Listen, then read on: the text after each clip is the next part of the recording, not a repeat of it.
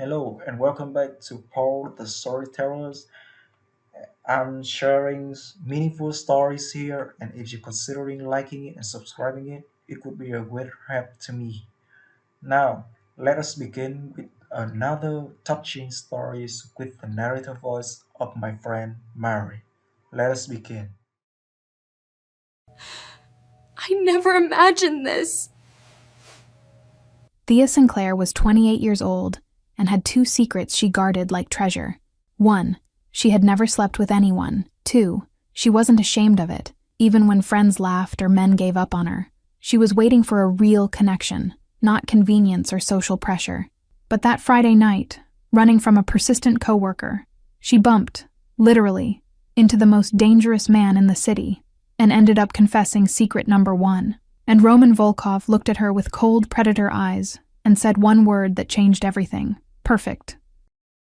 First of all, hello, I'm Lena, the mind behind every story on this channel. And now on screen, you're seeing comments from Stella Crawford and Rose. Thank you so much to all of you who comment. And tell me something, if you found out you're dating a mafia boss, what would you do? Answer down below and maybe your comment will appear in the next video. Chapter 1, The Encounter and the Confession. You're safe now.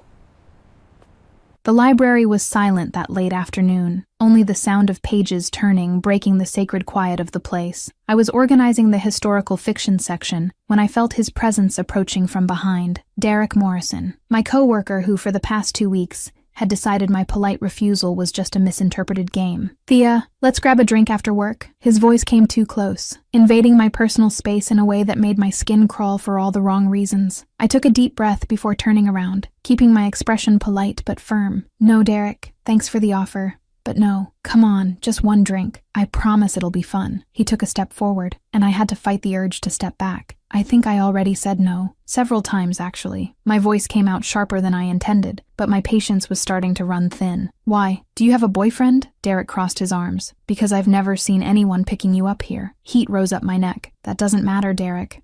I don't want to go out with you. End of story. You're such a goody two-shoes, you know that? You need to loosen up a little. Let go. The condescending tone made my anger spike. And you need to learn to take no for an answer. I walked past him with the books in my hands. Excuse me, I need to finish my work. When I finally managed to leave the library 20 minutes later, the sky was already painted with orange tones of twilight. I hugged the 3 books I'd decided to take home, breathing in the fresh night air. Thea, wait. Derek's voice cut through the silence of the street, and my heart sank when I realized he'd followed me. I automatically quickened my pace, turning the corner without looking where I was going, just wanting distance from him. That's when it happened. My body collided with something solid, strong, and unmovable. The books flew from my hands in chaotic ballet, and I felt my balance slip completely, but I didn't fall. Large, firm hands caught me by the arms before gravity could finish its work, fingers pressing into my skin through the thin fabric of my blouse with a controlled strength that was both gentle and absolutely commanding. Careful. The voice was deep, gravelly, laced with an accent that made each syllable sound like a dangerous promise. I slowly looked up, following the line of the impeccable black suit, until I finally found the face of the man who had kept me from falling, and the air simply disappeared from my lungs. Roman Volkov wasn't just handsome. He was devastating in a way that made my brain short-circuit. His eyes were an icy gray that seemed capable of seeing through all my defenses, and there was a small scar cutting through his right eyebrow that only added an extra layer of danger to the equation. His presence was so intense, I felt the air around us grow heavier, as if the atmosphere itself recognized it was in the presence of someone powerful. Sorry, I wasn't looking where I was going. The words tumbled out while he continued holding me, his fingers still firm on my arms. Are you running from someone? The question came accompanied by a penetrating look that seemed to read every secret in my expression. Before I could answer, Derek's voice cut through the moment. Thea, I just wanted to talk. You don't need to. He stopped dead when his eyes met Roman's, and I watched the color drain from his face in real time. Roman turned his head slowly, with a feline grace that was terrifying in its smoothness, and the icy look he directed at Derek could have frozen hell itself. She said no, several times, from what I understood. I just wanted to talk. Derek's voice came out shaky. And she doesn't want to. Roman took a few slow steps toward Derek. So you're going to leave. Now, before I lose my patience. Who are you? Derek tried to sound defiant, but his voice betrayed his fear. Roman tilted his head slightly, and the smile that curved his lips had nothing friendly about it. Someone you definitely don't want as an enemy. Get out of here before I change my mind about letting you leave in one piece. Derek literally ran, and I heard the sound of his footsteps fading down the sidewalk. The silence that followed was charged with an electric tension that made my skin tingle. Roman walked back to where I stood, crouching down to pick up the books scattered across the ground. Does he bother you like this all the time? Lately, yeah. I crouched beside him to help, our fingers almost touching, but I can handle it.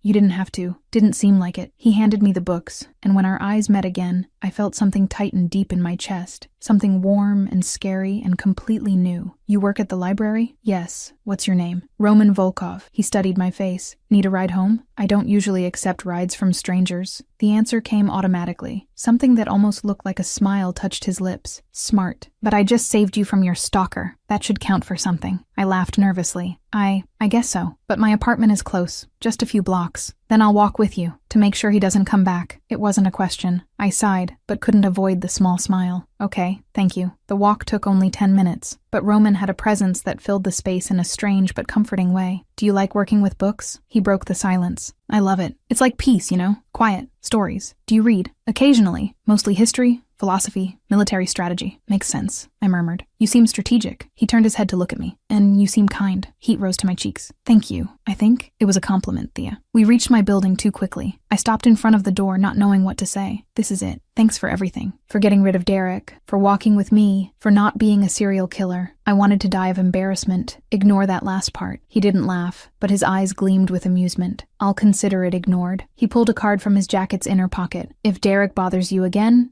call me. I took the card. It only had a phone number. This just has a number, no company name. It's all you need to know for now. Suspicion finally caught up with my brain. What exactly do you do, Roman? Various businesses. Nothing you need to worry about. That was one of the vaguest answers I've ever gotten in my life. It was a safe answer. He studied my face. Good night, Thea Sinclair. Good night, Roman Volkov. And thank you. Really. He stayed silent for a long second, just looking at me. You're welcome. 3 days passed without incident, until Derek simply didn't show up for work. Thea, do you know where Derek is? A colleague asked. No, why? He requested a transfer to another branch. In another city, completely out of the blue. She seemed shocked. Very strange, don't you think? My stomach tightened with a feeling. As soon as I could, I ran to the bathroom and dialed the number on the card. He answered on the second ring. Thea, how did you know it was me? Unknown number. Few people have this contact. Derek requested a transfer to another city. I took a deep breath. Roman, did you do something? I offered him some alternatives. He chose the smartest one. What does that mean? It means he won't bother you anymore. Ever again. The promise in his voice was solid. Are you mad at me? I don't know. Part of me is relieved, but you scared him. He was stalking you, Thea. He deserved to be scared. I pressed my hand against my forehead. Okay, valid point. But you can't do this every time someone's inconvenient. Why not? Because you barely know me. What if I want to know you better? His voice dropped lower, more intense. My heart skipped a beat. What? Dinner. With me. Tomorrow night. Are you asking me out on a date? Yes. Why? Because you're interesting, Thea. Different from everything in my world. I should have said no, but the part of me that had spent 3 days thinking about those ice-gray eyes whispered something different. Okay, dinner tomorrow. He arrived punctually at 7, devastating in a charcoal suit that highlighted every line of his body. You look beautiful. His gaze traveled over my body with obvious appreciation. I had chosen a simple navy blue dress. Thank you. You look very handsome, too. The restaurant was elegant, quiet, and private. We talked about favorite books, my childhood, how I'd lost my parents 5 years ago. Roman listened with total attention, as if every word mattered. Roman, you still haven't told me what you really do. I finally gathered the courage to ask. He fell silent, swirling his wine glass. Do you really want to know? Yes? I control an organization. Import, export, protection, among other things. The pieces fell into place. You're in the Mafia. Bratva. Russian Mafia, specifically. He didn't deny it, and that shocked me. I should have gotten up. But I stayed seated, surprisingly calm. And you're telling me this why? Because if we keep seeing each other, you'll find out eventually. I prefer to be honest now. What if I get up and leave? Something that looked like pain passed through his eyes. I respect your decision, but I'd be disappointed. Why me, Roman? He leaned in, and suddenly he was too close. Because you're pure, Thea. You're real, genuine, different from everything that's part of my world. When I look at you, I see something I thought didn't exist anymore. I'm nothing special. You are, and the fact that you don't realize it only makes you even more special. He took my hand. You make me want to be better. My heart was beating so hard, I was sure he could hear it. In the car on the way to my apartment, the proximity made the air seem too thin. Are you afraid of me? The question came softly. A little, but not of you, of your world. I wouldn't let anything from that world touch you, ever. The promise was absolute. How can you guarantee that? Because I'm the man who controls that world, and what's mine, I protect with everything I have. We reached my building, and he came to my side of the car, opening the door with old-fashioned courtesy. When I got out, he stood there, so close I had to tilt my head back. His hand slowly rose to touch my face with a gentleness that contradicted the power I knew existed in that body. Can I kiss you, Thea? And that's when the panic hit. Because I had never really done this. Not like this. All my insecurities surfaced at once. I need to tell you something first. The words came out shaky, and I felt tears starting to burn my eyes. What? You can tell me anything. The tears started to fall. I'm 28 years old and I've never been with anyone for real. I've never let myself. I couldn't say the word, but he understood. I waited for rejection. I waited for laughter. I waited for him to pull away, but Roman simply stopped. His eyes fixed on my face as if he were seeing something precious. And when he spoke, his voice was so low and intense that I felt each word reverberate through my bones. Perfect. My brain froze. What? He used his thumb to wipe away the tears. You, Thea, you're perfect. Exactly like this. Exactly as you are. You don't think it's weird? Pathetic? His expression shifted to cold fury. Who made you think there's something wrong with you? Friends? Ex-dates? Everyone always thought there was something wrong with me. The words came out in sobs. Both his hands rose to hold my face. There's nothing, absolutely nothing, wrong with you. You waited for a real connection, for something that mattered. That's not pathetic. That's rare. Precious. It shows strength and conviction. I thought you'd leave. I'm not going anywhere, but now I know I need to be even more careful with you. He wiped away more tears. I won't pressure you. I won't rush you. When it happens, if it happens, it'll be because you chose it, because you trust, and it'll be completely your decision. You're so different from what I expected. A small smile touched his lips. And you're exactly what I didn't know I needed. He leaned in slowly, and when his lips touched mine, it was gentle, respectful, loaded with promise, but without pressure. It was perfect in a way that made more tears fall, but these were from relief, from gratitude. When we pulled apart, I was breathless and trembling. Wow, it was all I could say. His expression softened. Wow, that was my first real kiss. And it was, wow. Something shifted in his eyes, something deep and intense and almost possessive. The first of many, if you'll let me. I will. He kissed my forehead with reverence. Good night, Thea. Sleep well. Good night, Roman. I went up to my apartment with shaking legs and my heart beating a chaotic rhythm. When I closed the door, I let my body slide to the floor. I touched my lips with trembling fingers, still feeling the ghost of his kiss. Roman Volkov, head of the Bratva, had kissed me. And when I confessed, crying, my most vulnerable secret, he had said I was perfect, and somehow crazy and scary and completely irrational. I believed him. I believed every word. Thea herself admitted she was being irrational, but was trusting Roman really the right choice? Chapter 2. Obsession and Dating. I thought of you. 2 weeks had passed since that first kiss, and my life had transformed into something completely unrecognizable, in a way that was both terrifying and absolutely magical. Roman Volkov had entered my quiet librarian existence like an elegant hurricane wearing a tailored suit, and now I couldn't imagine what it had been like to live without his constant presence orbiting around my days. We were officially together, though I still wasn't sure when exactly that had become official. Maybe it was on the second date, when he held my hand across the restaurant table and said in that deep voice that made my skin tingle that he didn't want me going out with anyone else. Maybe it was on the third, when he introduced me to Victor as my girlfriend, with a tone that left no room for questions. Or maybe it was in that first kiss, when he said perfect, and something inside my chest permanently rearranged itself. Regardless of the exact moment, the truth was that Roman had become a constant presence in my life in a way that should have been suffocating, but that, strangely, felt natural. He sent me good morning texts before my alarm even went off, Showed up at the library during my lunch break with food from expensive restaurants I would never have the courage to enter alone, and called me every night before bed just to hear my voice. And the flowers. My God, the flowers. Every single day, without exception, a different bouquet arrived at the library with a small card that said only R in elegant, angular handwriting. Red roses on Monday, white lilies on Tuesday, pink tulips on Wednesday, and so on in an endless rotation of colors and scents that transformed my work desk into an improvised garden. My colleagues were shocked the first few times, surrounding my station with wide eyes and curious whispers about who the mysterious man was who was clearly obsessed with me. Now, 2 weeks later, they just smiled when the delivery arrived, some with barely disguised envy in their eyes, others with that kind of genuine joy that comes from seeing someone being treated like something precious. And that was exactly how Roman treated me, like a rare treasure he'd found by accident, and now guarded with a kind of possessive reverence that should have scared me, but instead made something warm and safe spread through my chest every time he looked at me. What surprised me most was his patience. We kissed, of course, long kisses that made my head spin, and my heart beat so hard, I was sure he could feel it through the layers of clothing that always remained firmly in place. But Roman never pushed for more. His hands stayed respectfully on my waist or my face, never wandering into territories that might make me feel uncomfortable or rushed. It was as if he'd made a silent promise to himself that he would court me the old-fashioned way, with patience and care, and was determined to keep that promise no matter what it cost.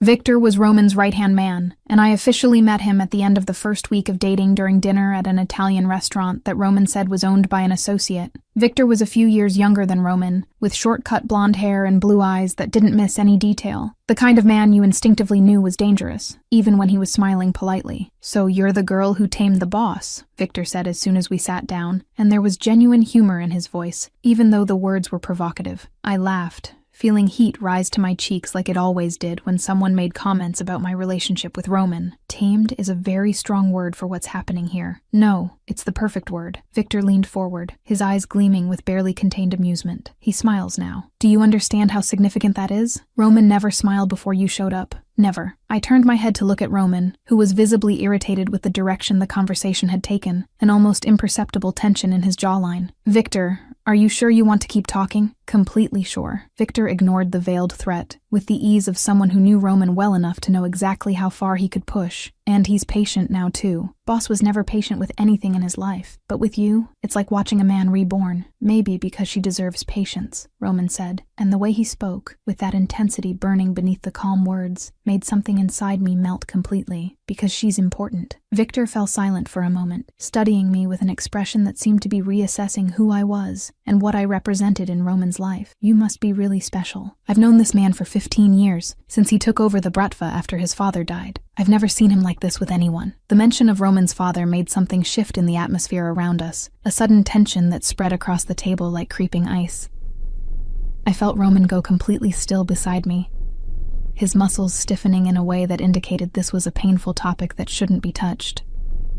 I took his hand under the table, intertwining our fingers in a gesture of silent comfort, and felt when he squeezed back with a force that bordered on painful, but that I knew he needed. "Were you close? You and your father?" The question came out soft, careful, giving him the option to answer or change the subject as he wanted. "No." The answer came so cold and final that it effectively ended any further exploration of that territory, and I simply nodded, squeezing his hand once more to show I understood, that I wouldn't push, that I respected the boundaries he clearly had regarding the past. The rest of the dinner flowed more smoothly, with Victor telling carefully edited stories about him and Roman over the years, always stopping before the details became too specific or violent. It was obvious he was trying to give me a glimpse of the man Roman was, without completely scaring me, and I appreciated the effort even knowing there was probably much more hidden between the lines than he was willing to reveal. Iris, on the other hand, had no filter when I finally told her about Roman 3 days after our first date. We were at my apartment on a Friday night, she with a glass of wine in hand, and me with tea, because I'd never developed a taste for alcohol, when I casually let slip that I was dating someone. "You're dating?" Her eyes widened almost comically. "Since when? Who is it? Why didn't you tell me before?" "It's recent. Very recent, actually." I tried to downplay it, but Iris knew me too well to let it slide. "Thea Sinclair, you're going to tell me everything right now, or I swear I'll start asking increasingly embarrassing questions until you beg to be allowed to talk." The threat came with a smile that showed she was absolutely serious. I sighed, knowing there was no escape. "Okay, his name is Roman Volkov. He's 36. He's successful in his business, and we met 2 weeks ago when he helped me with a problem at work." Roman Volkov. Iris repeated the name slowly, as if testing its weight on her tongue, and then something clicked in her head, and her expression changed from curiosity to absolute shock. "Wait, Roman Volkov? The Roman Volkov? The head of the Russian Bratva who controls half the illegal business in the city?" My stomach sank. "You know him? Everyone who works in hospital emergency knows his reputation." Iris put the wine glass on the coffee table so hard I feared the glass would break. "Thea, this is dangerous. Extremely dangerous. You can't date a mafia boss, especially from the Bratva. He would never hurt me." The defense came automatically. Instinctive, loaded with a certainty that came from somewhere deep inside me. Not him, his world. Iris stood up, starting to pace back and forth across the room with nervous agitation. "People who live that kind of life have enemies, Thea. Violent and dangerous people who won't hesitate to use you against him if they find out you matter. He protects me," I said softly, thinking of all the times in the past 2 weeks I'd noticed discreet men following me at a distance. Bodyguards that Roman had placed in my routine without even asking if I wanted them. He would never let anything from that world touch me. Iris stopped pacing and looked at me with a mixture of frustration and genuine concern. "And your situation? Does he know about you being—" Heat instantly rose to my cheeks. "I told him on the first date, even before we officially started dating." And the question came loaded with tension, as if Iris was preparing to need to defend my honor against someone who had reacted badly. "And he said I was perfect." The words came out in a whisper, still loaded with the emotion I'd felt in that moment. Said there was nothing wrong with me, that waiting for a real connection showed strength instead of weakness. And since then, he's been incredibly patient and respectful about everything. Iris fell silent for a long moment, just watching me with those eyes that knew all my secrets and insecurities. "You're in love with him." It wasn't a question. It was a statement, but I still needed a few seconds to gather the courage to admit it out loud. "Yes, very much. Terrifyingly. Completely in love in a way I didn't know was possible to feel." "Okay." Iris sighed, returning to the couch and picking up her wine glass again. "This is intense and probably kind of reckless, but if he makes you happy and treats you well, then I support it. Just promise you'll be careful, and that you'll tell me if anything goes wrong." "I promise." I held her hand, grateful for the unconditional friendship, even when my choices probably seemed crazy to outside eyes. The first moment of true physical intimacy happened on Friday night of the second week, when Roman came to my apartment to watch a movie I'd mentioned wanting to see. We started on the couch with a respectful distance between us, me nestled against the cushions and him sitting with that perfectly controlled posture that seemed to be his default setting. But as the movie progressed, the distance gradually decreased until I was practically leaning against him, my head resting on his shoulder, and Roman's arm around my waist in a loose embrace that was comfortable and safe. That's when he turned his head, and our eyes met, and suddenly the movie was completely forgotten, because the only thing that existed was the intensity of his gaze, and the way the air between us seemed charged with static electricity. The kiss started soft like it always started, lips moving against lips with a gentleness that made my heart melt. But then something changed, an urgency emerging where before there had only been patient sweetness, and when his tongue touched mine for the first time, a small, involuntary sound escaped my throat. Roman responded by pulling my waist more firmly, moving me until I was sitting on his lap, my legs on either side of his hips in a position that should have made me panic, but instead only made heat spread through my entire body. The kisses grew deeper, more urgent, his hands gripping my waist through the thin fabric of my blouse while mine tangled in his hair, pulling lightly in a way that made him groan low against my mouth. I was completely lost in the sensation, in the heat, in the way every cell in my body seemed to be on fire with his proximity, when suddenly Roman broke the kiss and pulled his face away, his breathing coming heavy and irregular. "Thea." His voice came out hoarse, tense. "We need to stop." Confusion hit me like cold water. "Why? Did I do something wrong?" "No. God, no." He held my face with both hands, forcing me to look directly into his eyes that were darkened by something I was beginning to recognize as desire. "You didn't do anything wrong. It's just that if we don't stop now, I'm going to want more. And you're not ready for more." Courage came from somewhere deep, fueled by the heat still pulsing through my veins, and the way he was looking at me like I was something infinitely precious. "What if I'm getting ready. His eyes widened slightly, genuine surprise passing through his normally controlled expression. Thea, I trust you, Roman. The words came out firm, even with my heart beating so hard I was sure he could feel it through the layers of clothing between us. More than I've trusted anyone in my entire life. I know, and he closed his eyes for a second, as if fighting something internally. That's exactly why it can't be today. Not like this, on the couch watching a movie like it's something casual. When it happens, and if it happens, it needs to be because you're absolutely sure of what you want, and it needs to be perfect. The vulnerability that had started to creep in surfaced again, that hateful voice in the back of my head whispering poisonous doubts. Are you sure you want me, even with all my inexperience? Even knowing I probably won't know what to do or how to do it right? The change in him was instant. The hands holding my face became firmer, almost possessive, and when he spoke, his voice was loaded with an intensity that made something inside my chest tighten painfully. Thea Sinclair, I want you exactly as you are. Your purity, your innocence, your kindness, your way of seeing the world as if there's still hope in it. Everything. Every part of you. I'm obsessed with you in a way that borders on unhealthy. Obsessed? The word came out in a whisper as I processed the raw confession. Completely, dangerously, pathologically obsessed. He pressed his forehead against mine, his ice-gray eyes burning with something so intense it almost hurt to look at directly. You're everything good in a world full of shit. You're the only pure thing I've touched in years, and I'm going to protect that. Protect you, with every breath I have. The emotion came in a wave so strong it left me speechless. So instead of trying to talk, I simply pulled him back into a kiss that was different from the others, loaded not just with attraction, but with something deeper, more meaningful, more permanent. When we separated this time, I was trembling slightly, and Roman pulled me into a tight embrace that made me feel safe in a way that had nothing to do with physical protection and everything to do with emotional connection. I trust you, I whispered against his chest, feeling his heart beating strong and steady beneath my palm. Completely, and I'll never break that trust. The promise came firm, absolute, sealed with a kiss on my forehead that was so full of reverence, I felt tears start to burn in my eyes. Never, Thea. You have my word. And in that moment, nestled in the arms of a man the world knew as dangerous, but who with me was just gentle, patient, and completely devoted, I knew with absolute certainty that I was lost in a way I would never want to be found. Roman Volkov had captured me completely, body and soul, and I was more than willing to let him keep me. Chapter 3. Garrett and Consequences. He won't bother you. Life had acquired a strangely comfortable routine over the past few weeks, with Roman becoming such a constant presence in my existence that I'd almost started to forget the world outside our dating bubble still existed and kept spinning with its own dramas and complications.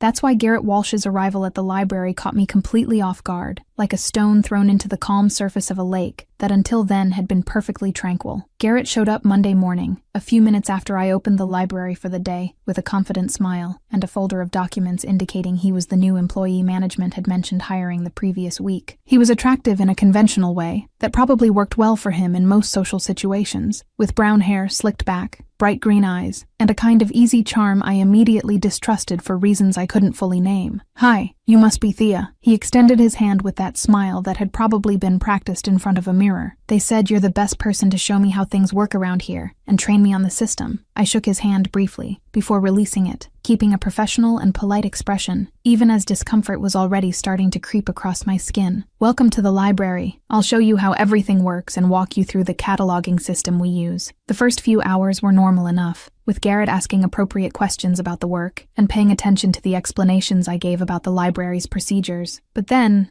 as we approached lunchtime, something shifted in how he interacted with me, a familiarity emerging where before there had only been professional interest. Do you eat lunch here or usually go out? The question came with a look that was clearly more than casual curiosity about work routines. I could take you to check out some cool places nearby, since you probably know the area better than I do. The answer came automatically, polite but firm in the way I'd learned to be after the situation with Derek. I have a boyfriend, Garrett. But thanks for the offer. I expected that to be enough, that mentioning a boyfriend would establish the necessary boundaries and end any romantic interest before it could develop into something problematic. But Garrett just smiled in that way, that indicated he didn't see my relationship as a real obstacle. Does he come have lunch with you sometimes? The question was asked with a calculated lightness that made my stomach tighten with a bad feeling. Not always. He works far from here. I started to explain before realizing I was justifying something that didn't need justification. So he probably wouldn't mind me keeping you company during lunch once in a while, right? Just as colleagues.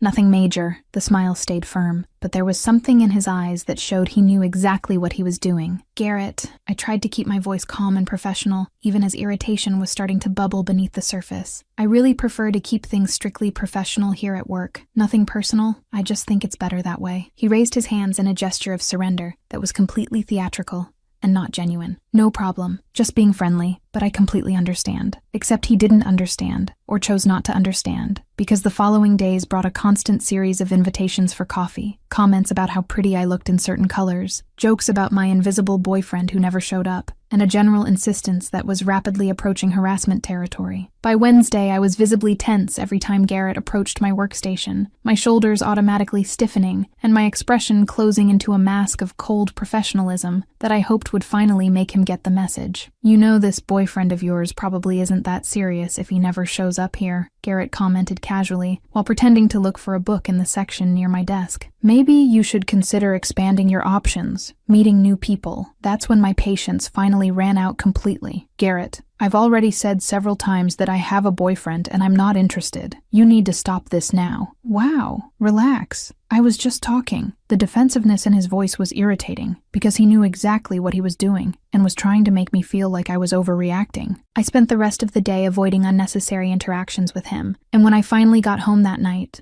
I was so frustrated and emotionally drained I could barely eat the dinner I'd prepared. That's when my phone rang with the personalized ringtone I'd set for Roman, and just seeing his name on the screen made some of the stress start to dissolve. Hi, I answered, and even to me my voice sounded tired. What happened? The response came immediately, his voice loaded with concern he didn't even try to hide. You sound upset. The urge to downplay it came by instinct, to say everything was fine, and not worry him with something I should be able to handle myself. But the honesty we'd built between us demanded more than comforting lies. There's a new guy at work who isn't taking no for an answer, I admitted, sitting on the couch and pulling my legs underneath me. He keeps hitting on me even after I made it clear I have a boyfriend and I'm not interested, and it's starting to get really uncomfortable. The silence on the other end of the line lasted only a few seconds, but when Roman spoke again, his voice had changed to that icy tone I'd learned to recognize as dangerous. Name. Roman, you don't need to do anything drastic. I started, but he cut me off gently. Thea. His name. It wasn't a request. It was a calm but absolutely final order. I sighed, knowing arguing would be useless when he used that tone. Garrett Walsh. But please don't do anything too over the top. I don't want him to lose his job or something. I'll take care of it. The promise came loaded with a certainty that should have worried me, but instead brought a traitorous relief. He'll stop bothering you. You have my word. How? I needed to know, needed to understand what exactly "take care of it" meant in the vocabulary of a man who controlled a criminal organization. Leave it to me, Solnishko. The Russian nickname he'd started using came out with that softness that always made my heart race. No one bothers you without facing consequences. No one. The possessiveness in the statement should have sent warning signals, should have made me question the dynamics of our relationship and whether it was healthy to have someone so protective in a way that bordered on territorial. But instead, it just made that familiar warmth spread through my chest, the feeling of being protected and valued overriding any rational concern.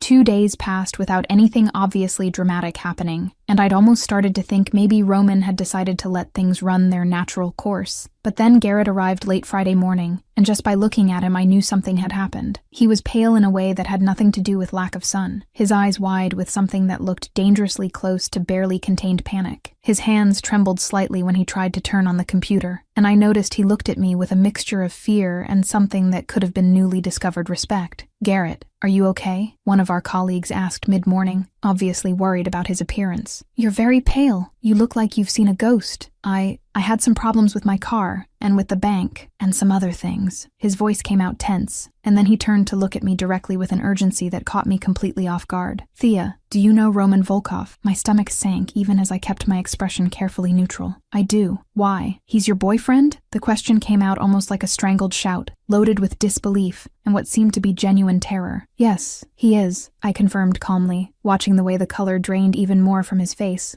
until he was practically gray. Why are you asking? Garrett ran his hand through his hair with nervous agitation, looking around as if checking whether anyone was listening before lowering his voice to an urgent whisper. I didn't know. I thought you were making up having a boyfriend. I thought it was just a polite excuse. I never would have, if I'd known who he was. Roman talked to you? I asked, though I already knew the answer from the way Garrett was reacting. Not exactly talked. No. He laughed, but there was no humor in the sound, just barely contained hysteria. But my car was towed 3 times in the last 2 days for violations I didn't commit. My credit card was blocked for suspected fraud even though I haven't made any strange transactions. And yesterday someone showed up at my house to check business licenses I don't even have because I don't have any business. The pattern was becoming clear, and I could see Roman's hand in every carefully orchestrated inconvenience that had made Garrett's last few days absolutely miserable, without technically causing any real or permanent harm. And then last night someone stopped me on the street. Garrett continued, his voice getting even lower and tenser. A big guy who gave me a very simple message: stop bothering the girl or things are going to get much worse. And I got the message perfectly. Garrett, I'm sorry. I started, genuinely torn between relief that he'd finally understood and guilt that he'd been scared this way. No! He raised his hands as if defending himself from a physical attack. Don't be sorry.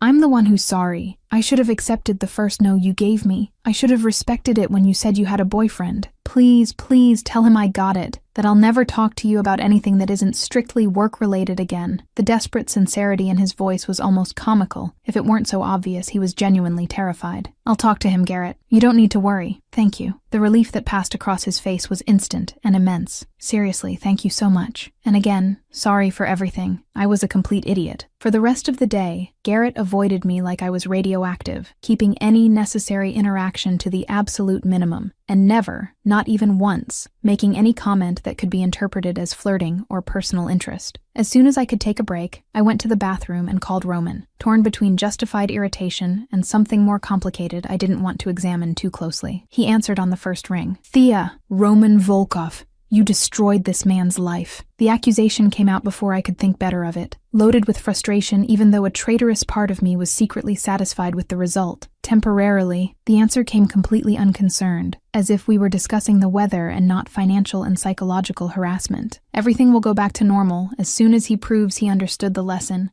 and continues respecting boundaries. You can't just do this every time someone annoys me at work, I argued, even knowing I was fighting a losing battle. I don't do it with everyone, only with those who stalk and harass you after you make it clear you're not interested. The distinction was made with logic that was hard to contest. Garrett had multiple chances to stop and chose to ignore your discomfort. He deserved to be scared a little. I pressed my free hand against my forehead, feeling the beginning of a headache throbbing at my temples. Okay, I admit you have a valid point again. But still, this is excessive. Are you mad at me? The question came softer, loaded with something that sounded vulnerable, in a way Roman rarely allowed his voice to show. And there was the problem, because as much as my rational head said I should be irritated with the way he'd manipulated the situation, my heart was singing with the knowledge that he cared enough to act, that my comfort and safety were important enough to him to take measures. I should be, I admitted honestly, because lying had never been part of what we built, but I'm not. Part of me finds this absurdly protective, even though it's clearly excessive. I'm possessive about what's mine, Thea. The words came loaded with an intensity that made my heart skip. And you're mine, completely, absolutely mine. The heat that spread through my entire body with that declaration had nothing to do with room temperature, and everything to do with the way Roman could make me feel precious and desired with just a few carefully chosen words. Possessive is a very strong word. I tried to sound reproachful, but my voice came out too weak to be convincing. It's the right word, and you know it. I could hear the smile in his voice now, that masculine satisfaction of having won an argument that hadn't really even been a discussion. Come have dinner with me tonight. I want to see you. I want to make sure you're okay after all this stress with Garrett. The urge to say yes was almost overwhelming, but there were responsibilities that needed to be considered. I have to finish cataloging the new books that came in. Leave it for Monday. The suggestion came firm, persuasive. One night away from work won't make a difference, and you deserve to relax after the week you've had. He was right. And besides, the idea of spending the evening with Roman was infinitely more attractive than staying alone in the apartment, mentally reviewing all the strange interactions with Garrett. Okay, dinner. I gave in, and the happiness I heard in his voice when he responded made something inside my chest melt completely. I'll pick you up at 7. Wear something comfortable.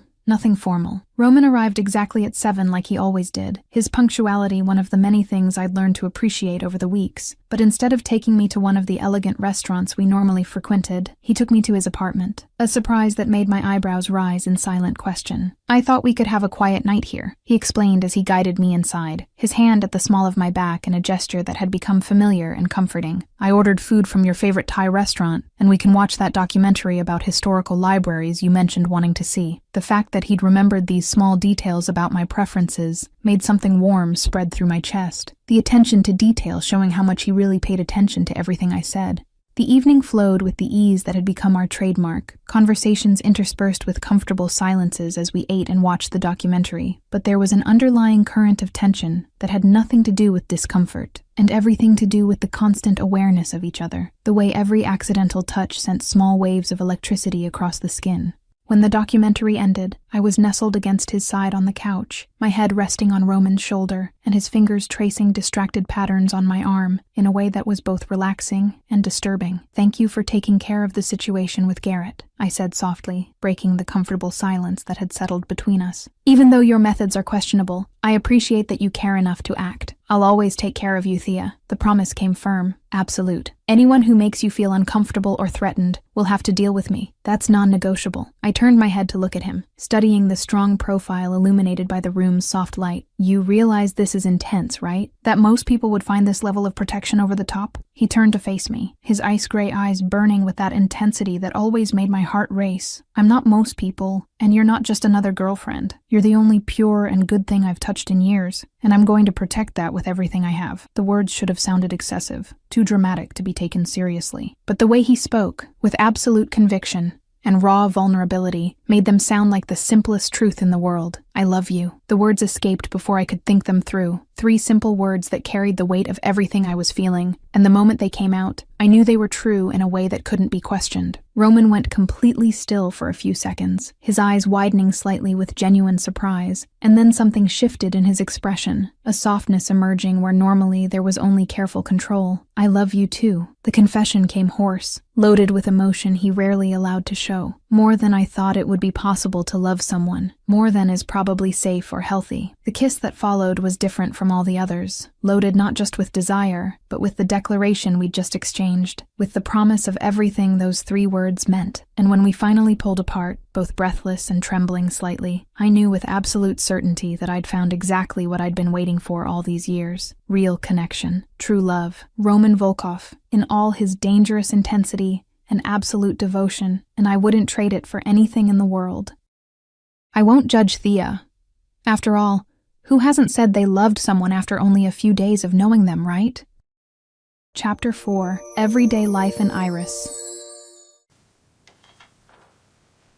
I'll wait. The following weeks brought a strange and wonderful normalcy to my life, with Roman becoming part of my daily routine in a way that seemed to have always belonged there. He showed up at my apartment after work with grocery bags and prepared elaborate dinners in my tiny kitchen while I watched, fascinated by how those hands I knew were capable of violence could be so gentle when chopping vegetables or seasoning meat. It was in moments like these that I saw the man behind the terrifying reputation, the Roman who existed when the masks fell away, and he could simply be human instead of head of the Bratva. And it was in one of these moments, a Friday night when we were sharing a bottle of wine while he cooked something that smelled absolutely divine, that the doorbell rang unexpectedly. I frowned because I wasn't expecting anyone, but when I opened the door and saw Iris standing in the hallway with that determined expression I knew all too well, I immediately knew the night had just gotten much more interesting and potentially complicated. "Surprise!" Iris announced, but the smile didn't quite reach her eyes that were already looking over my shoulder toward the kitchen where the sounds of someone cooking were coming from. "Thought I'd stop by to see how you are, since you've been avoiding me the last few weeks." Guilt hit me because she was right. I'd been so absorbed in the relationship with Roman that I'd neglected my best friend in a way that wasn't fair to her. "I haven't been avoiding you exactly." I started to protest weakly, but she just arched an eyebrow in a look that clearly said she wasn't buying that weak excuse. That's when Roman appeared from the kitchen, drying his hands on a dish towel, and his presence filled the small space of my entryway in a way that was both impressive and slightly intimidating. "You must be Iris," he said, and there was a genuine kindness in his voice that I knew he reserved only for people important to me. Iris studied him with the clinical eyes of a nurse, assessing every detail of his appearance from his dark hair to the way he positioned himself between me and the door, in a manner that was protective without being suffocating. "And you must be the man who's obsessed with my best friend." The direct comment made my eyes widen in shock, but Roman just smiled in that small way that meant he was genuinely amused rather than offended. "Guilty as charged. Want to come in? I'm making dinner and there's more than enough food for 3 people. Iris looked at me for confirmation, and I nodded quickly, opening the door wider to let her pass. She entered with that confident walk that was pure Iris, settling on my couch with the familiarity of someone who had spent countless nights there over the years. What followed was basically an interrogation disguised as polite conversation, with Iris asking questions that seemed casual on the surface, but that I knew were carefully calculated to assess exactly what kind of man Roman was and whether he deserved to be in my life.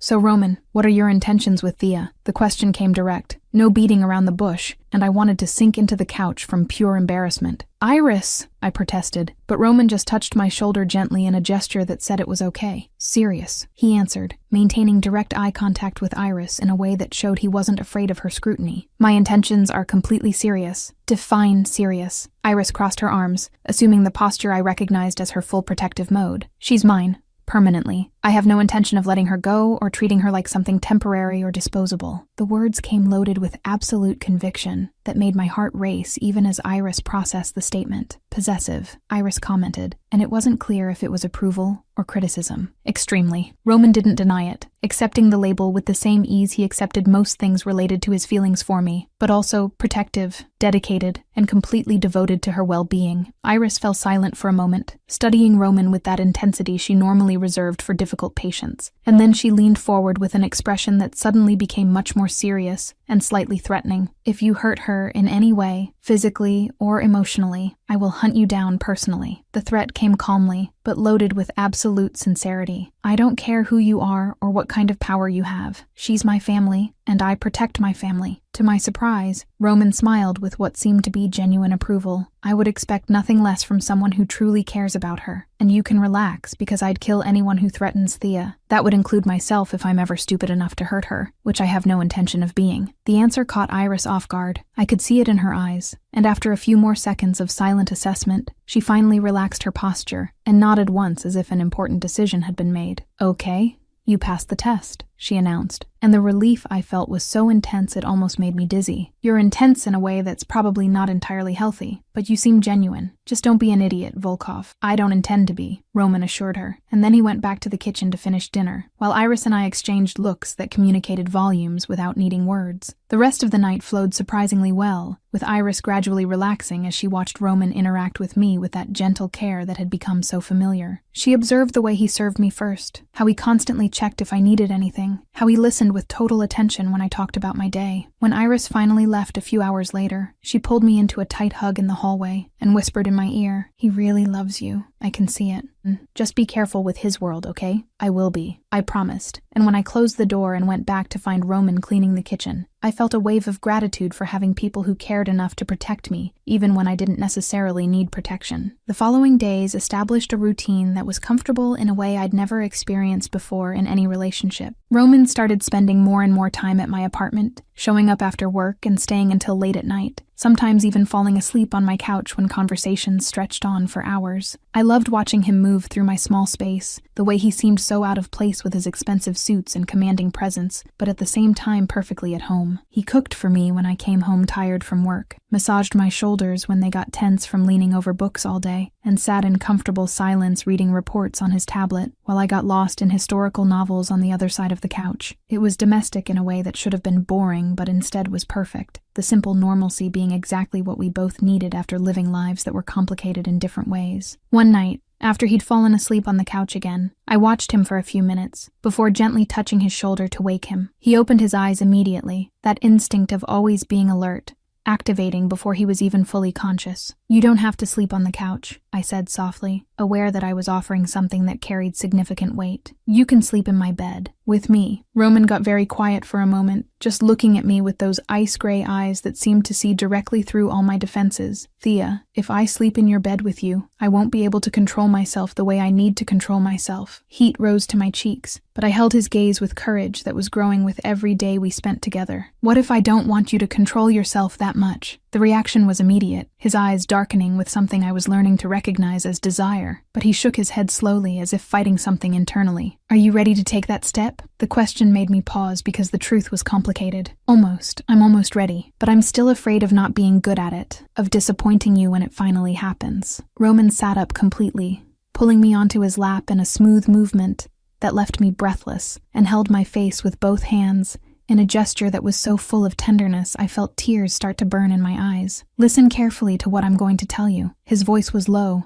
but loaded with absolute intensity. "When this happens, and it will happen when you're completely ready and not a second before, it's going to be perfect. Not because you'll do everything right or because you'll know exactly what to do, but because it'll be you, and everything about you is already perfect for me. You can't know that. I started to argue, but he cut me off with a soft kiss that effectively silenced any objection. I know, he said against my lips. I know because I know you, because I trust you completely, because every moment I spend with you is better than anything I've experienced before. So stop worrying about disappointing me, because it's literally impossible. The absolute conviction in his words made something inside my chest release. A tension I hadn't even realized I was carrying finally dissolving. In Roman's office a few days later, Victor made a casual comment that resulted in one of the most entertaining conversations I'd witnessed between them. "Boss, you still haven't taken the next step with her?" Victor asked, with that lack of filter that apparently came from years of friendship. Roman looked at him with an expression that would have terrified anyone else. "No, she's a virgin, in case you forgot. I'm waiting until she's completely ready." "You? Waiting? The man who never waits for anything in his entire life?" Victor seemed genuinely shocked in a way that was almost comical. "She really has completely changed you." "For her?" Roman answered with absolute simplicity. "I'd wait years if necessary.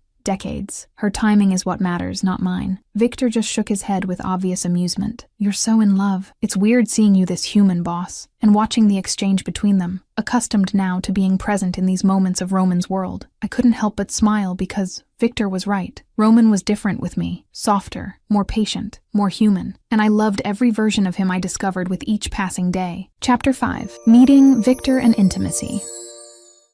I'll wait. All right. Dinner with Victor happened at an elegant Italian restaurant downtown, and my nervousness increased with every passing minute as Roman drove there with that characteristic calm that made it seem like meetings like this were routine for him. They probably were, but for me, officially meeting the right-hand man of the man I was dating felt like too important a step to be treated so casually. Victor was already waiting when we arrived, sitting at a table in the corner of the restaurant with that relaxed but alert posture that suggested he was constantly assessing everything around him. When he saw us approaching, a wide smile lit up his face, and there was obvious amusement in his blue eyes that immediately made me both nervous and curious about what exactly he found so funny. "So you're the girl who tamed the boss," Victor said as soon as we sat down, and his tone carried genuine humor that made it impossible to take offense at the words. I laughed, feeling the familiar heat rise to my cheeks as I tried to formulate a response that didn't sound completely lame. Tamed is a very strong word to describe what's happening here. No, it's the absolutely perfect word. Victor leaned forward with his eyes gleaming with barely contained amusement. He smiles now. Do you understand how significant that is? Roman never smiled before you showed up in his life. Never. Not once in all the years I've worked for him. I turned my head to look at Roman, who was visibly irritated with the direction the conversation had taken, an almost imperceptible tension in his jawline that I'd learned to recognize as discomfort. "Victor, are you absolutely sure you want to keep talking in this direction?" "Completely sure, boss." Victor ignored the veiled threat with the ease of someone who knew Roman well enough to know exactly how far he could push without real consequences. And he's patient now, too. Boss was never patient with absolutely anything in his entire life, but with you, it's like watching a completely different man. "Maybe he's patient with me because I deserve patience," I said softly, touching Roman's hand on the table in a gesture of silent solidarity. Victor fell silent for a moment, studying me with that intensity that suggested he was reassessing who I was and what exactly I represented in Roman's life. "Because you matter. You're the first person in years, maybe decades, who really matters to him in a personal way and not just strategic." The raw sincerity in the statement made something tighten in my chest, and I squeezed Roman's hand a little tighter, wanting him to know without words that the feeling was completely mutual. "Victor, how long have you known Roman exactly?" I asked, genuinely curious about the history between the two men who clearly shared more than just a professional relationship. 15 years, since he took over." The answer came casually, but carried weight I could feel even without fully understanding the context. "Took over?" I echoed, confused about what exactly that word meant in this specific context. "The bratva, when his father died," Victor clarified, and I immediately felt Roman go completely still beside me, his muscles stiffening in a way that indicated we'd just stepped into extremely dangerous and painful territory. The question came out before I could think better of it, guided by genuine curiosity and the desire to better understand the man I was falling more and more in love with. "Were you close? You and your father?" "No." Roman's answer came so cold and final that it effectively froze any attempt at further exploration of that topic, his voice carrying a kind of cutting ice I rarely heard directed at or near me. I didn't push. I didn't ask follow-up questions. I just took his hand under the table, intertwining our fingers in a gesture of silent comfort that said without words that I understood, that I respected the clearly established boundaries, that I wasn't going to demand explanations for things he obviously wasn't ready to share. Roman turned his head to look at me, and there was genuine surprise in his ice-gray eyes, as if no one had offered comfort without demands before, as if he expected me to insist on answers and was disappointed when I simply accepted what he was willing to give. The word came low, almost a whisper, loaded with gratitude that went far beyond the specific moment. I just nodded, squeezing his hand once more before returning my attention to Victor, who was watching our exchange with a thoughtful expression that suggested he was reaching conclusions about me that were probably deeper than I was comfortable being analyzed. The visit to Roman's apartment happened 3 days after dinner with Victor, and the magnitude of the space left me completely speechless, in a way that made him smile with that silent satisfaction I was learning to love. It wasn't simply an apartment in the traditional sense of the word. It was practically an entire floor of one of the most luxurious buildings in the city, with huge floor-to-ceiling windows that offered stunning views of the city lights, spreading to the distant horizon. "This is huge." It was literally all I could say, slowly spinning in the middle of the living room that was bigger than my entire apartment times 3, my eyes trying to absorb every detail of the minimalist but clearly expensive decor. "It's safe, isolated from the rest of the world, and now it's yours too if you want." Roman watched my reaction with that total attention he always devoted to me, as if every expression that crossed my face was important and deserved to be memorized. I stopped spinning to look at him directly, confusion coloring my voice. "Mine? What do you mean mine?" He walked to where I was standing, his hands finding my waist in a gesture that had become so familiar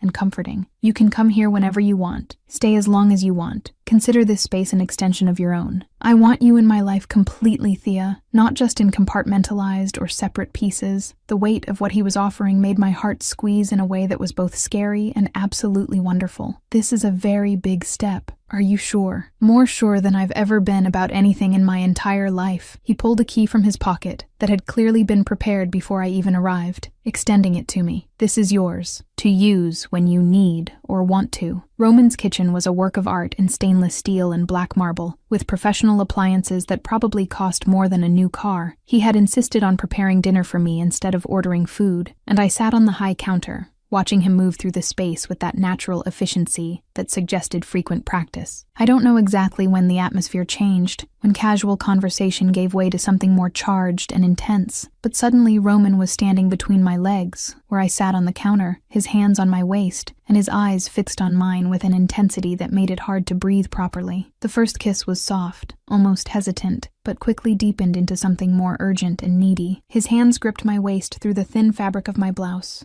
pulling me closer until there was practically no space between our bodies, and I automatically wrapped my legs around his hips in a position that should have made me panic, but instead only intensified the heat spreading through my entire body. When his mouth left mine and began to trace a slow and deliberate path along my jawline toward my neck, a completely involuntary sound escaped my throat, something between a sigh and a moan that I'd never made before, and that made Roman pause for a fraction of a second before continuing his attention to my neck. And then suddenly he stopped completely, pulling his face away and looking at me with eyes darkened by desire, but also by something that looked like intense internal struggle, his breathing coming heavy and irregular in a way that mirrored my own. "Thea, we need to stop." The words came hoarse, tense, loaded with obvious effort. Or, the question escaped before I could think better of it, my own voice sounding strange and breathless. "Or I take you to the bedroom and we don't stop." The raw honesty in the statement made my heart skip several beats. Courage came from somewhere deep, fueled by the heat still pulsing through my veins. "What if I want to go to the bedroom?" Roman went completely still, just looking at me with an intensity that seemed capable of burning me from the inside out, and I could see the internal struggle happening behind those ice-gray eyes. "Are you sure of what you're saying?" And there was the complicated truth, because a large part of me desperately wanted to take that step, but another part was still scared of all the ways I might not be enough. I'm almost sure. "But not today, Roman. I need a little more time to be absolutely certain." No disappointment appeared in his expression. Instead, Roman just kissed my forehead with that reverence that always made my heart melt completely. The gesture so full of tenderness I felt tears start to burn in my eyes. "I'll wait. I'll always wait as long as you need. Thank you for being so patient with me," I whispered, touching his face with fingers that trembled slightly. "Thank you for trusting me enough to consider taking that step eventually," he responded, holding my hand against his face. "You have no idea what it means to me." And there,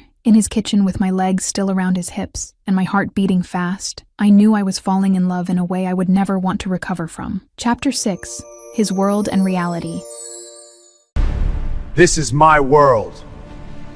The visit to Roman's actual workplace happened on a Tuesday afternoon, 4 weeks after we started dating, and it was in that moment that I finally understood the complete difference between the man he was with me and the man the rest of the world knew and feared. He had invited me casually during breakfast at his apartment, mentioning he had some matters to handle and asking if I wanted to come along to see where he spent most of his days. At the time, it seemed like a simple and even sweet offer in a way, an attempt to include me more completely in his life, to not keep parts separate and compartmentalized.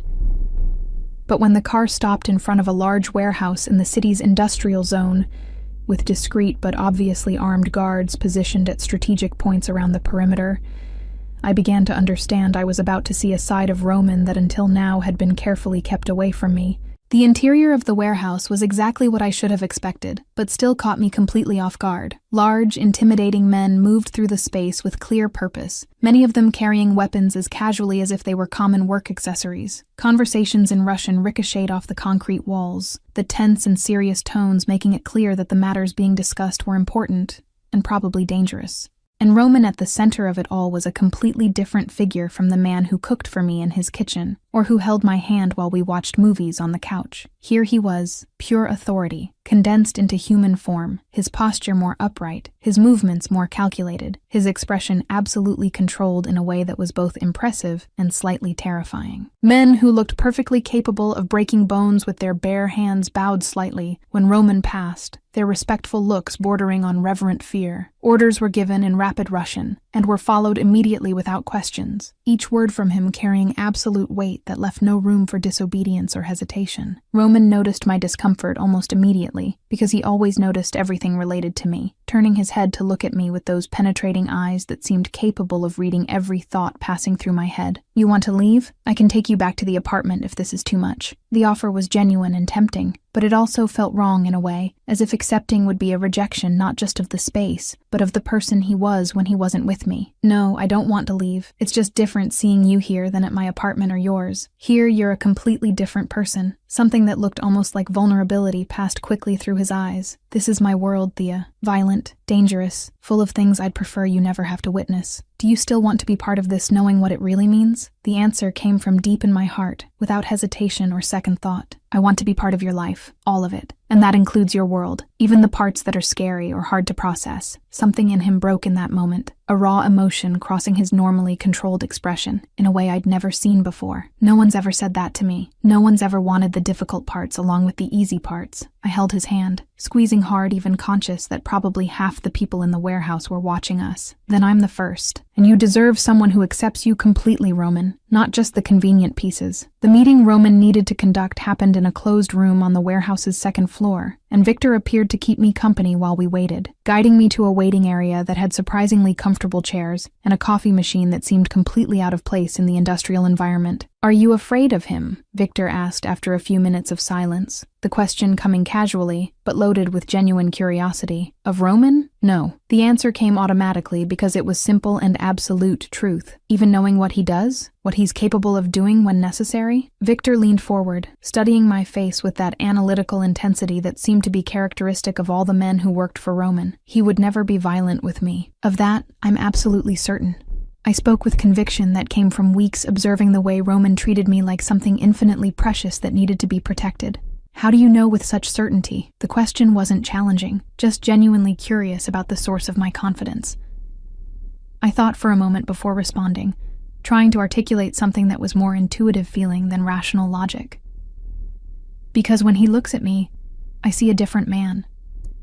Not the boss, not the head of the Bratva, just Roman, the person underneath all the masks and roles the world demands he wear." Victor fell silent for a long moment, processing my words with a thoughtful expression. "You're good for him, you know? He needs someone who sees the man instead of the reputation." someone who makes him remember he's still human underneath it all. The accidental discovery happened when I was going to the bathroom, passing through a hallway that seemed empty but clearly wasn't. Sounds were coming from a nearby room, and before I could process that I should move away and pretend I hadn't heard anything, my brain had already registered the words being shouted. "I don't know anything. I swear I don't know!" The man's voice was loaded with terror and pain, and each word came out louder and more desperate than the last. "You have 10 seconds to change your mind about that answer." Roman's voice came icy in a way I'd never heard directed at me, each word cutting like broken glass. "And I strongly suggest you use those seconds wisely." The sound of a slap echoed through the hallway, followed by a muffled scream, and I froze completely in place, my body refusing to move even while my brain screamed to run,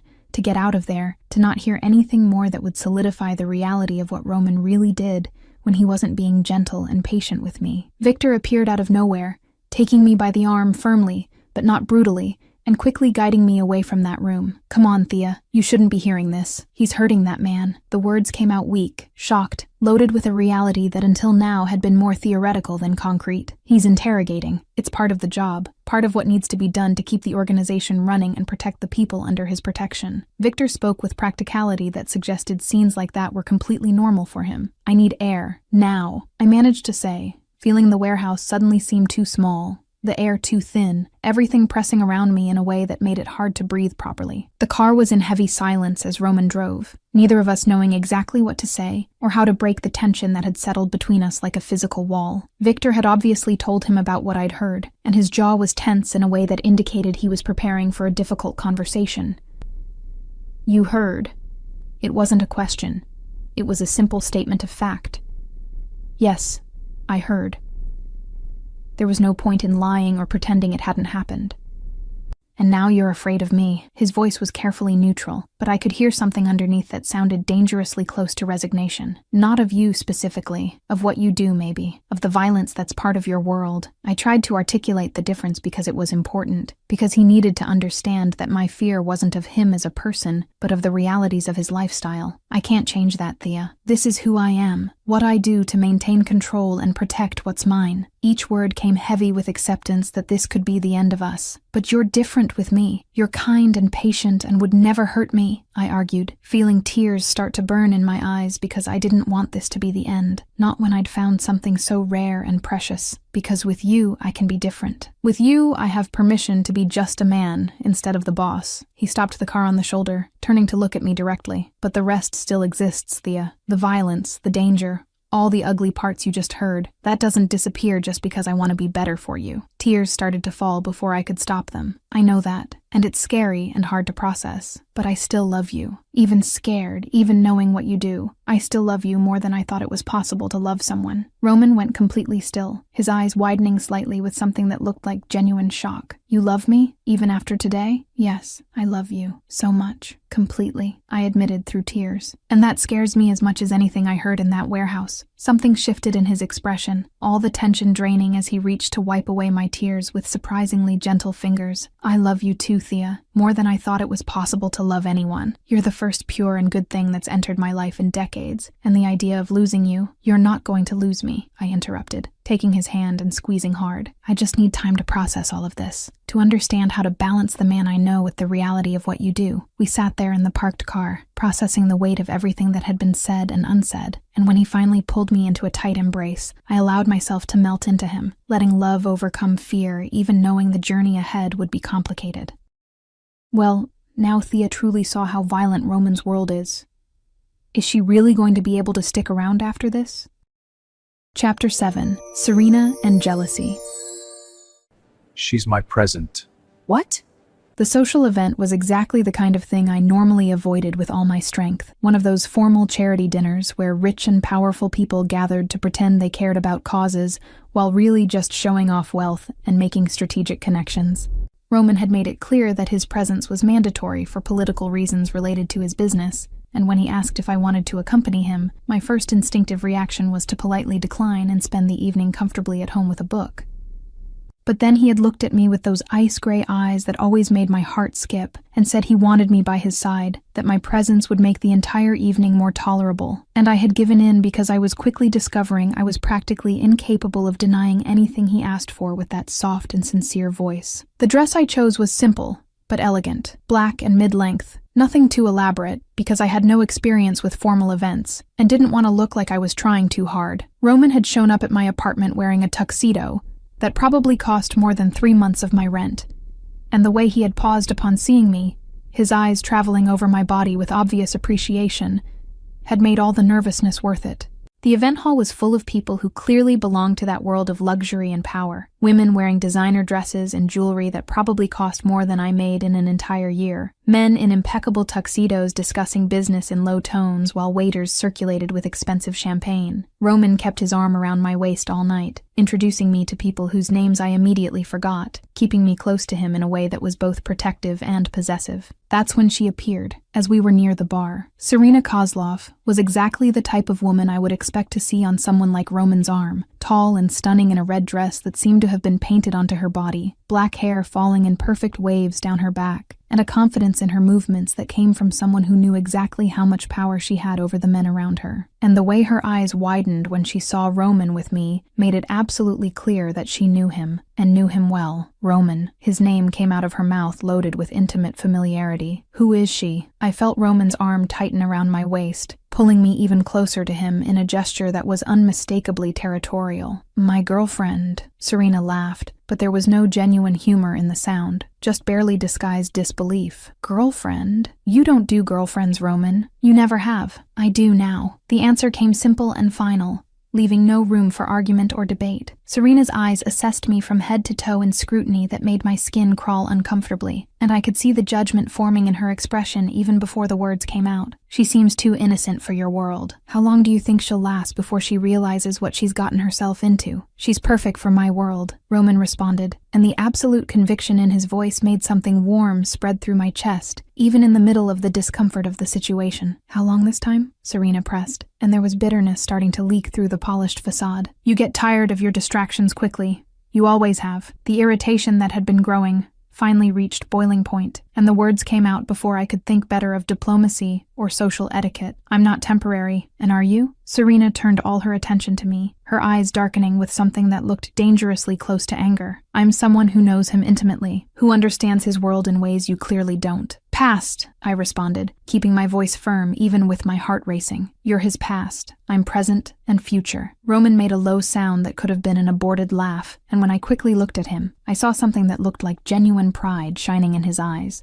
Let's go, Solnishko. Serena was just leaving. It wasn't a request. It was a polite but absolutely clear order, and Serena clearly got the message because she turned and walked away with stiff steps that showed exactly how irritated she was with the entire interaction. The silence in the car on the way home was heavy with unverbalized thoughts, and I could feel insecurity crawling across my skin, like invisible insects as I mentally replayed every detail of the interaction with Serena. She was beautiful in a way I would never be, confident and sophisticated and clearly experienced in all the aspects of life I was still navigating for the first time. She's beautiful. The words escaped before I could stop them, loaded with all the insecurity I was feeling, and clearly very experienced in things I know nothing about. Roman didn't respond immediately, just kept driving with that focused attention he devoted to everything, but I could see the tension in his jawline that indicated he was carefully processing what to say. And I don't want her, Thea. I want you. The statement came firm when he finally spoke, without hesitation or ambiguity. But she knows things I don't know, I insisted, unable to let the insecurity go, even knowing I was being irrational. She has experience I'll never have, knowledge about how to satisfy a man that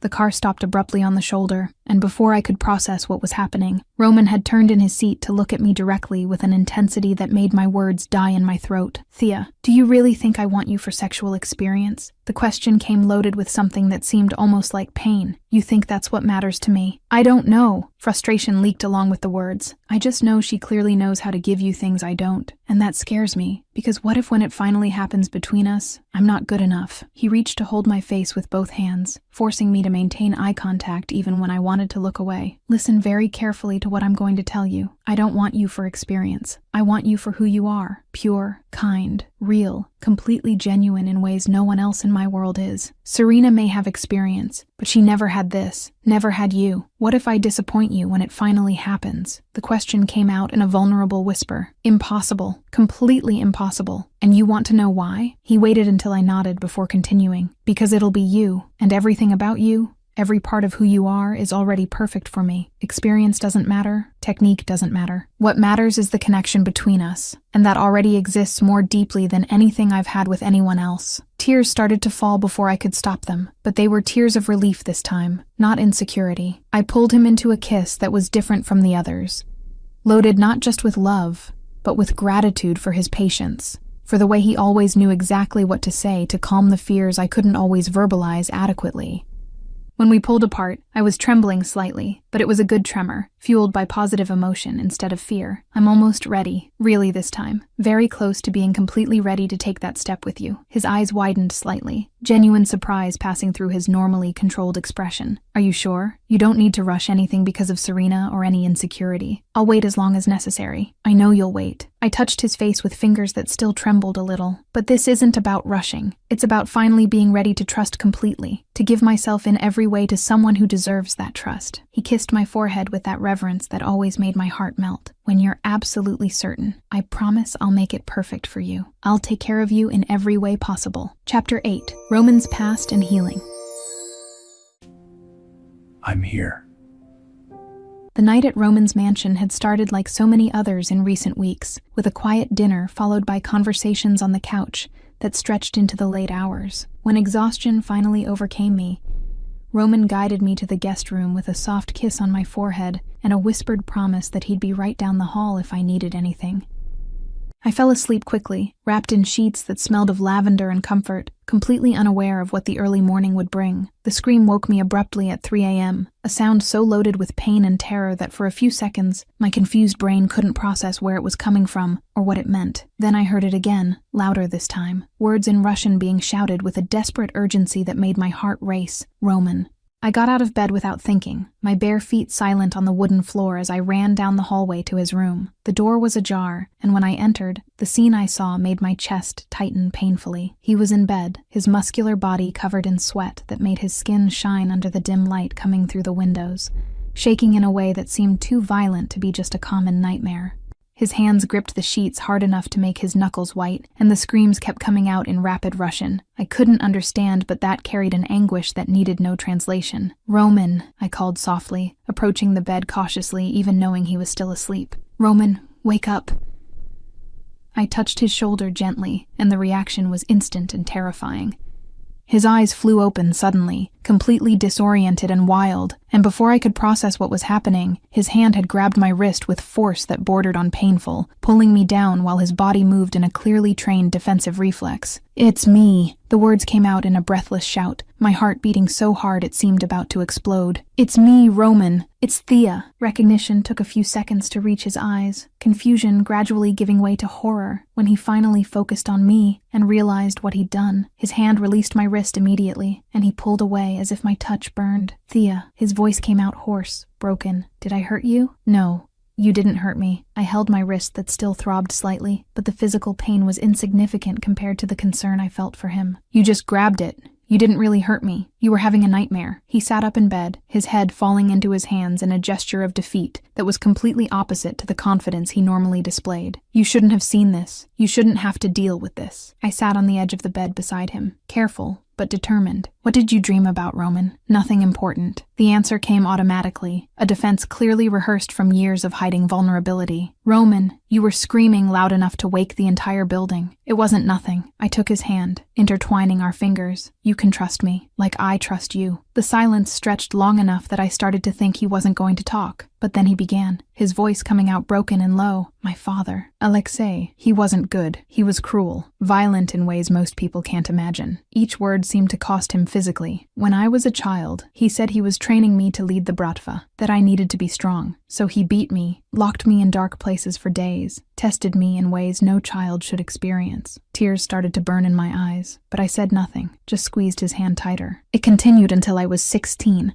until I finally got strong enough to fight back." His voice got even lower. "I almost killed him that day. I should have killed him. You were a child, Roman. He abused you in every way possible." Indignation leaked through the words. "He made me what I am, cold, violent, capable of terrible things." Self-accusation was heavy in every syllable. "No." I turned to face him completely. "You're not cold. Not with me. You choose to be different with me because you make me want to be different. But the rest, the violence, The coldness? That's all his fault. His voice broke completely. I had no adequate words, so I just pulled him into a tight embrace, wrapping my arms around him with all the strength I had. He doesn't define who you are now. You choose who you are every day, and you choose to be good with me, to be kind, to be patient. Those choices are yours, not his. And then Roman broke. He cried in a way that seemed like years of pain finally finding release, his entire body shaking with sobs he'd probably been holding in since adolescence. I just held him, letting the tears soak my nightgown, offering the only comfort I could, constant presence and unconditional acceptance. We stayed like that for an indeterminate time, until the sobs gradually subsided and his breathing finally returned to normal. Thank you. The word came whispered against my neck. For what? For not being afraid. For not judging me. For staying even after seeing this. He pulled away enough to look at me. Most people would run. I always stay, I promised, touching his face. And Roman, you said I'm pure, but you deserve purity too. Peace, love, you deserve everything good. I don't deserve you. You deserve everything. And I'm going to show you that every day for the rest of the time you let me. I pulled him into a kiss that was different from all the others, loaded with healing and complete acceptance. Chapter 9, Threat and Protection. You're mine.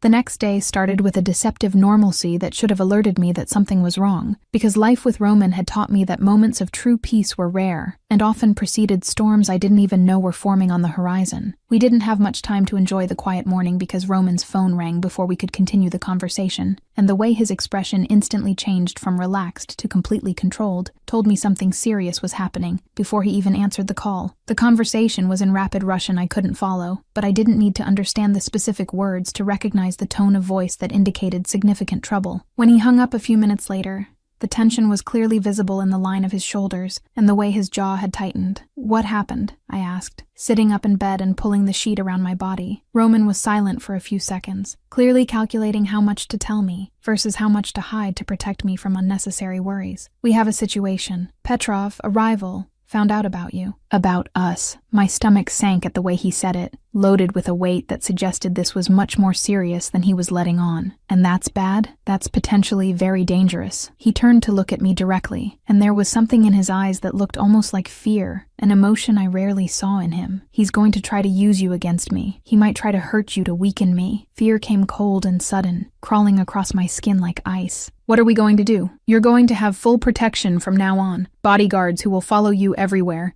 Increased security at your apartment and the library, a driver to take you to and from work. Each item was listed with that controlled efficiency that indicated he'd already thought through every detail. I'm not going to let anything happen to you, Thea.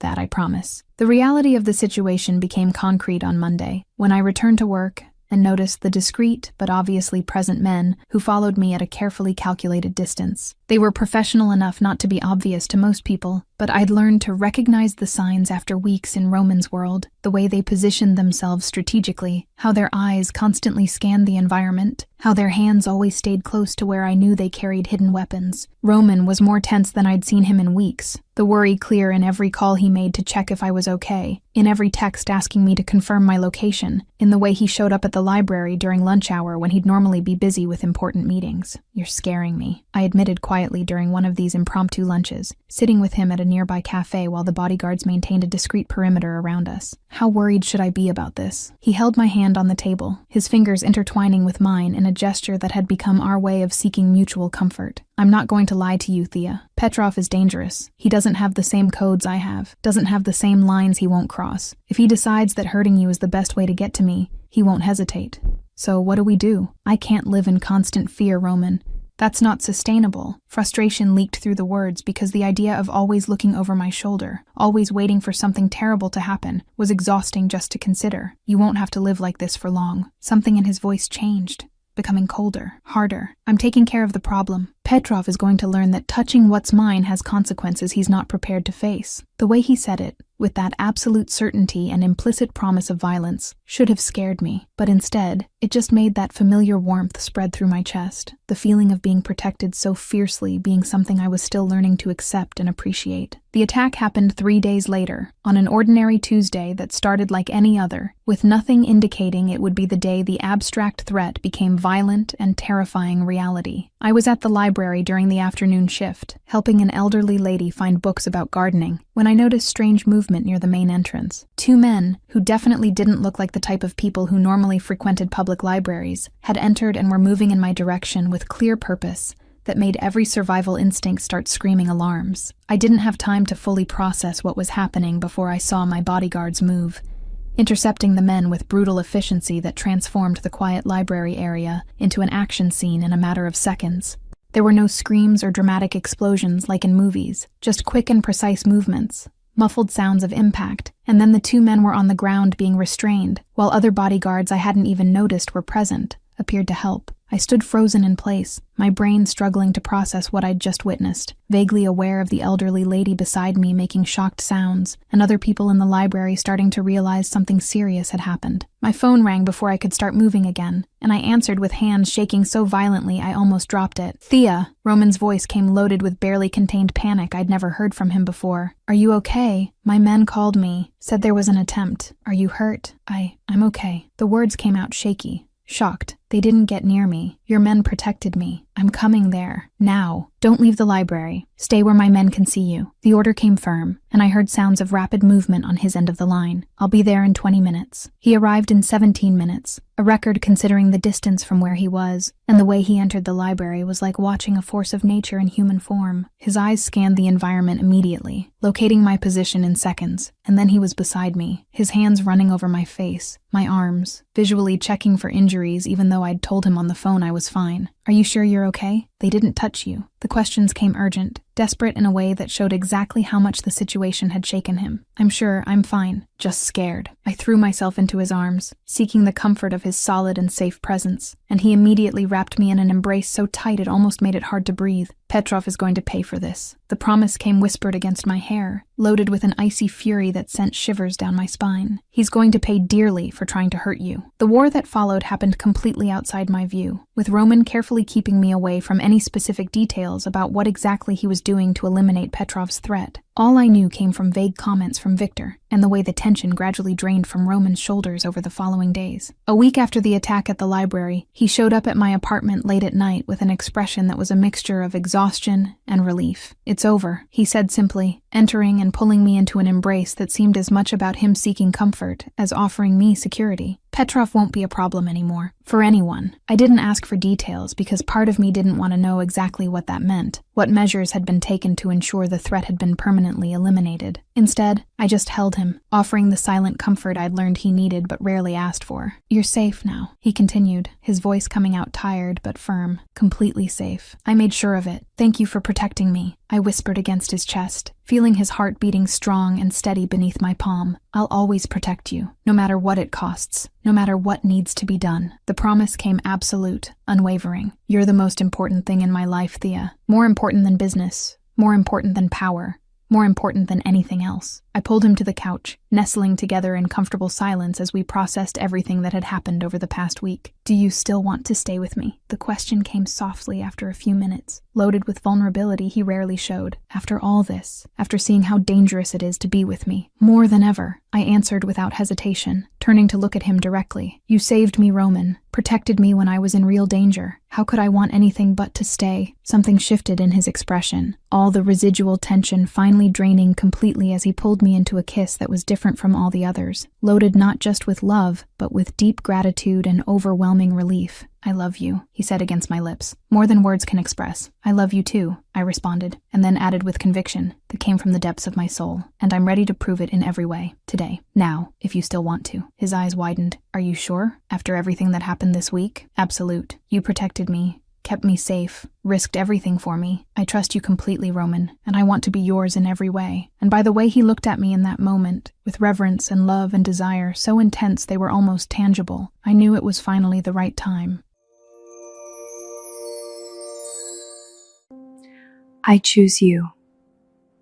Chapter 10, First Time and Future. The walk to Roman's bedroom was made in silence, loaded with anticipation and nervousness that made my heart beat so hard I was sure he could hear it. Each step seemed both too fast and too slow, my mind oscillating between absolute certainty and small flashes of insecurity that still whispered doubts, even knowing this was the right decision. When we entered the bedroom, and Roman gently closed the door behind us, the reality of the moment finally solidified in a way that was both terrifying and absolutely perfect. He turned to look at me, and the intensity in his eyes was tempered with something so tender it made my chest tighten. If you change your mind at any moment, at any second, you just need to say so, and we stop immediately. The words came firm, an absolute promise that left no room for doubt about how serious it was. I'm not going to change my mind. I responded with conviction that came from the depths of my soul, taking a step toward him and touching his face with fingers that trembled only slightly. I want you, Roman, completely. The kiss that followed started soft, but quickly deepened into something more urgent, months of waiting and restraint finally finding release as we moved together toward the bed. His hands were gentle as they helped me lie down, each touch loaded with reverence that made it seem like I was something infinitely precious that needed to be handled with maximum care. I'll go slow, he promised, positioned over me with his arms supporting his weight so as not to crush me, his ice-gray eyes fixed on mine with intensity that made it hard to breathe properly. Tell me if it hurts too much, if you need me to stop or go slower. Okay. The word came out nervous but confident, because despite the fear of the unknown, I trusted him completely and absolutely. What happened next was wrapped in gentleness and care that exceeded every expectation I had formed. Roman was patient in ways I didn't even know were possible, constantly checking with me, asking if everything was okay, adjusting based on every small sound I made or every tension he felt in my body. There was discomfort, yes, moments where I needed to take deep breaths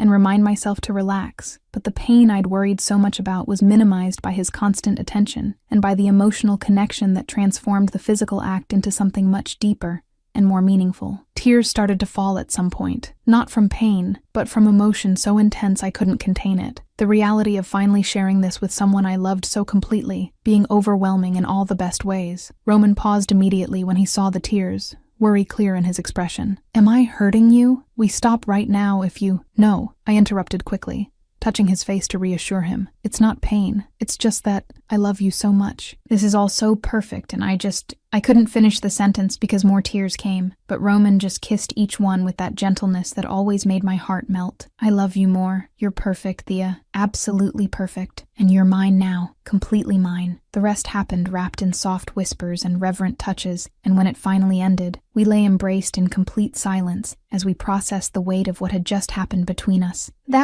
I started after a few minutes, trying to find adequate words to describe an experience that seemed to transcend common vocabulary. Perfect? Roman suggested, one hand tracing lazy patterns on my back in a way that was comforting and intimate at the same time. Beyond perfect. Thank you for everything, for being so patient, so careful, for making this be exactly what I needed it to be. Gratitude leaked through every word. Thank you, for trusting me enough to share this, for choosing me as the person you wanted to have this experience with. He kissed my forehead, for giving me something so precious. I'll always trust you, I promised, nestling closer to the warmth of his body. And I'll always protect you, love you, worship you in every way possible. The promise came sealed with another kiss. We fell asleep like that, intertwined in ways that were both physical and emotional, more connected than we'd ever been before. I woke up the next morning, still wrapped in his arms, the sun filtering through the curtains and painting the room with soft golden light. Roman was already awake, watching me sleep with that intensity that should be disturbing, but instead just made something warm spread through my chest. Are you watching me sleep? I asked with a voice still hoarse from sleep, unable to avoid the small smile that curved my lips. You're too beautiful not to watch. The answer came without shame or embarrassment, completely sincere. Heat instantly rose to my cheeks. You're ridiculous. Ridiculously in love, he corrected, pulling me closer, and completely without regrets about it. I laughed, the sound coming out soft and happy, in ways that seemed to perfectly sum up how I was feeling. That was terrible, but it made you laugh, so it was completely worth it. He argued with logic that was hard to contest. We stayed there for a few more minutes just enjoying the quiet morning, until finally curiosity about the future made me ask, what happens now? Now? Roman repeated, as if the question was too obvious to need an answer. Now you stay, forever, with me. Forever is a very long time, I pointed out, but there was no real argument in the words. Just gentle observation. And it's still not enough time with you, he responded with absolute conviction. I could have centuries and it still wouldn't be enough. The declaration made something inside my chest tighten painfully from being so full of emotion. Roman Volkov. "You're the most impossible and perfect man I've ever met. And Thea Sinclair, you're the only pure and good thing I've ever had the privilege of touching, and I'm never letting you go. Good, because I'm not going anywhere." Months passed in a happiness that seemed surreal in its consistency, with Roman and I building a life together that mixed my quiet world of books and libraries with his world of dangerous business and enormous responsibilities. We found balance in ways I didn't think would be possible, creating a space where we could both exist authentically without compromising who we were. The library continued to be my sanctuary during the day, the place where I felt most completely myself, surrounded by stories and silence. And Roman continued to show up regularly with flowers in hand, and that small smile that was reserved only for me. "Here comes her obsessed boyfriend again," one of my colleagues commented with obvious amusement when Roman walked in on a Tuesday afternoon, the bouquet of pink tulips standing out against his impeccable black suit. I smiled, getting up from my workstation and walking to him with my heart racing the same way it always raced when I saw him. "You came to see me again?" "I always come to see you," he responded as if it were the most obvious thing in the world, handing me the flowers and stealing a quick kiss that made some of the older librarians sigh romantically. "You're very possessive.